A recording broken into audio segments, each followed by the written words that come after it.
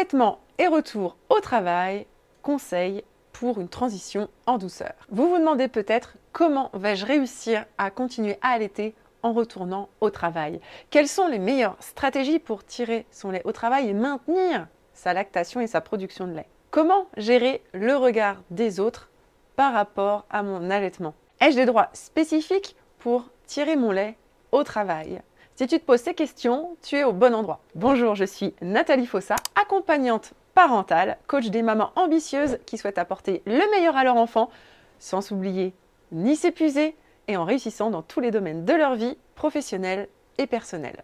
Pense à t'abonner à ma chaîne pour ne manquer aucun conseil sur le développement de ton enfant et vivre une maternité épanouie. Tout d'abord, si tu souhaites continuer à allaiter en retournant au travail, tu as raison puisque les bienfaits de l'allaitement ne sont plus à démontrer. Mère Nature a tout prévu, que ce soit pour le développement de l'immunité de ton bébé, mais également assurer sa sécurité affective et sa bonne santé présente et future. L'allaitement est vraiment le must pour lui. On peut se demander si c'est possible de continuer d'allaiter tout en retournant travailler.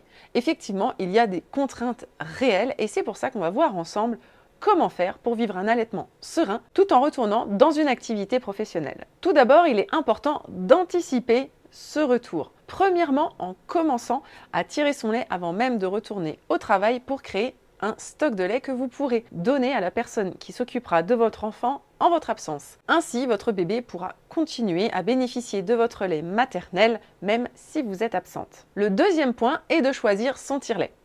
Le tire-lait que vous allez utiliser chez vous et que vous allez peut-être emmener avec vous au travail pour tirer votre lait.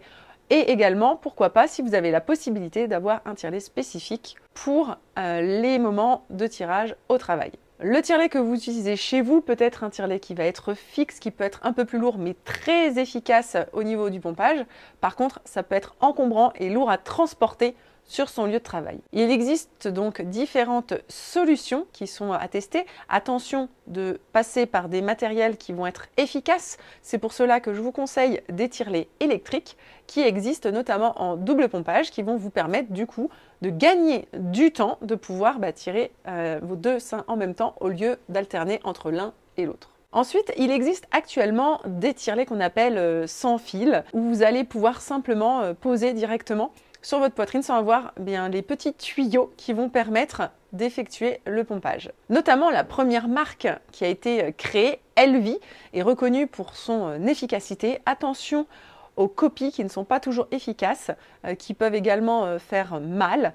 Donc effectivement, c'est un certain coût, mais cela vous assure une qualité de produit ainsi qu'un service après-vente. Il est également important de voir comment la personne qui garde votre enfant va pouvoir lui donner le lait maternel. Est-ce par le biais d'une cup, donc un petit verre, une petite tasse, puisque les bébés sont aptes à boire à la tasse assez rapidement, et même à partir de 4-6 mois, même à partir de 6 mois, l'enfant pourra commencer à boire par lui-même en tenant son verre. Bien sûr, ça sera un apprentissage qu'il va développer avec cette coordination œil-main. Ça peut être également par le biais d'un biberon de manière tout à fait classique. Ce peut être également avec une gourde avec une paille qui va du coup éviter d'avoir cette tétine qui peut interférer un petit peu avec la succion au sein, surtout si vous avez eu des difficultés au niveau de votre allaitement. Il est aussi également possible de réaliser des flancs avec votre lait maternel de sorte que votre bébé puisse recevoir votre lait mais sous une autre forme s'il est pour lui difficile de recevoir votre lait dans un autre contenant qu'au sein. Ensuite, il est important de communiquer avec votre employeur. En effet, vous allez avoir besoin de pouvoir tirer votre lait pendant votre temps de travail. Si vous travaillez une journée entière, vous ne pouvez pas rester sans drainage de votre sein toute la journée. Vous risqueriez un engorgement et même une mastite qui peut être ensuite une infection par le biais du stockage trop long du lait dans votre sein. En plus, le fait de ne pas stimuler le sein, donc de ne pas le drainer, va donner l'indication à votre cerveau que finalement, il n'y a plus besoin de produire de lait puisqu'il n'est pas utilisé. Donc, il est important de continuer à pouvoir tirer son lait régulièrement pour avoir ce côté drainage et continuer la stimulation de la lactation pour que votre bébé puisse continuer à avoir du lait maternel. Concernant les droits des femmes allaitantes, vous bénéficiez dans la loi d'1 heure par jour pour pouvoir tirer votre lait. Ceci peut être fractionné ou non. Dans certaines branches professionnelles, il est même possible d'avoir un congé de maternité plus long, une sorte de congé allaitement, notamment au niveau du secteur bancaire. Dans d'autres entreprises, vous allez pouvoir bénéficier d'une pause qui, elle, va être rémunérée pour avoir le temps de tirer votre lait ou de vous absenter pour aller allaiter votre enfant. S'il se trouve par exemple dans la crèche de votre entreprise sur votre lieu de travail ou retourner chez vous ou sur le lieu de garde de votre enfant si ce n'est pas loin de votre lieu de travail. L'autre point à voir avec votre employeur sera l'endroit où vous pourrez tirer votre lait. Normalement, les toilettes ne sont pas du tout un endroit indiqué. C'est un petit peu comme si vous alliez manger dans vos toilettes. Donc on va chercher plutôt un endroit propre et hygiénique, tout simplement. Alors parfois, il n'y a pas de salle spécifique, mais pour avoir un peu d'intimité, vous pouvez demander à vos collègues, par exemple, d'utiliser la salle de pause ou de repas seul lorsque vous tirez votre lait.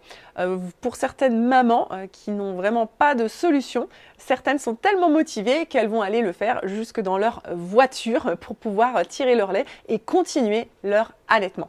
Il est important de voir quelle est votre motivation à continuer à allaiter car généralement, si on est vraiment déterminé, on arrive toujours à trouver une solution, même si bien sûr ce ne sont pas les conditions les plus adéquates ou les plus confortables. En ce qui concerne le stockage du lait, il est important qu'il reste dans un endroit réfrigéré. Donc il sera important de le stocker dans un frigo si vous le pouvez dans l'entreprise où vous travaillez, ou alors au pire d'utiliser une glacière avec des pains de glace pour pouvoir le conserver jusqu'au soir. Attention, ne mélangez pas différents tirages dans différentes bouteilles. Si c'est sur une journée, oui vous pouvez, sinon il faudra utiliser un nouveau contenant. Le défi dans l'allaitement et le travail, ça va être également de maintenir sa lactation. Alors, un des moyens le plus simple et qui va certainement arriver naturellement, ce sont les tétées nocturnes. En effet, la prolactine, l'hormone qui va indiquer à votre cerveau de produire du lait, est sécrétée préférentiellement la nuit avec un pic entre à peu près 2h et 4h du matin. Donc, il est très possible que si votre bébé reçoit moins de lait en journée, il va venir le chercher la nuit lors de ces réveils nocturnes qui vont l'appeler pour maintenir également votre lactation et que votre bébé puisse recevoir la quantité de lait nécessaire sur 24 heures. L'objectif aussi avec cet allaitement nocturne, c'est que vous puissiez vous rendormir facilement et rapidement puisque vous allez sécréter de l'ocytocine, une hormone qui amène à la détente.